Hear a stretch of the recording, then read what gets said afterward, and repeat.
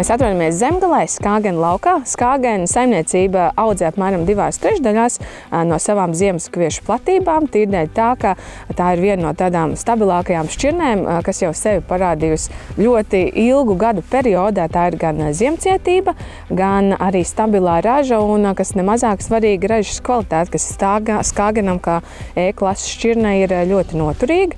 Sējums sēts ir septembra pašās beigās, ir sēti 500 augi kvadrātmetrā.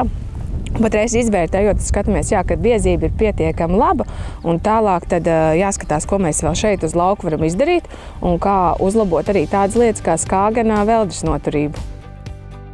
Ir ļoti labi augi sacerojuši, un pirmais darbs, ko mēs paskatīsimies, ir, kura patreiz aprīļa vidū, šodien ir 17. aprīlis, kura ir attīstības stadija. Medgls ir apmēram centimetru pārcēlies no sakņu kakliņa, tātad šeit ir 31. attīstības stadija. Šobrīd šai laukā ir uzlikts augšanas regulators CCC plus medaks maks 0,2 kg uz hektāra. Viss ir izdarīts laicīgi un ļoti pareizi, jo, kā jau pirms tam tika minēts, tad Skāgenam veldres noturība ir ļoti svarīgi, lai to kontrolētu, un tātad pirmais darbiņš šeit ir paveikts kvalitatīvi, laikā, un viss jau šeit notiek. Par darbiem, kas būtu plānojami uz priekšu, šeit vēl nav lietots fungicīds, un apsakojot augus, redzam, ka patreiz tādas izteiktas slimību pazīmes mēs te neredzam. Redzam uz vecajām lapām dažas septeriozes, piknītes, bet miltrasu īsti neatrodam, jo šis ir Skāgens, un, kā zināms, Skāgens ir izturīgs pret miltrasu ieņēmību. Šeit būtu jāplāno fungicīds apmēram pēc nedēļas, pēc pusotras nedēļas, jo šobrīd ir saldu periods, un saldu periodā mēs nevaram lietot itin nekādus auga aizsardzības līdzekļus, lai vēl lieki nestrasinātu augu. Skatāmies, kas notiek ar nezālēm.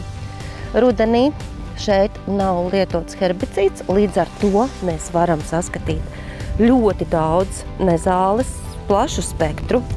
Viena no nezālēm, kura patreiz ir aktuāla, tā ir virza. Bieži vien tā mēdz būt arī rezistentā virza. Nav zināms, vai konkrēti šai laukā, bet ar to jābūt ļoti piesardzīgam. Tādēļ ir jāizvēlās pareizais herbicīds, lai mēs varētu apkarot gan virzu, gan arī sārto panātri, kuru mēs varam atrast laukā, gan ganu plikstiņu, gan arī kumelīti. Tātad šeit ir ļoti pateicīgs fons, lai tātad izvērtētu, kuru herbicīdu lietot. Plānot šeit ir lietot reksādi.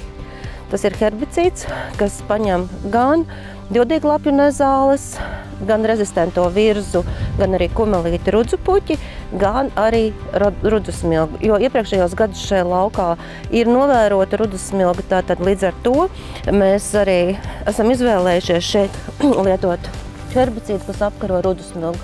Lūk, arī atrodam rudzusmilgas jau pirmos augus, kas šeit uz lauka ir.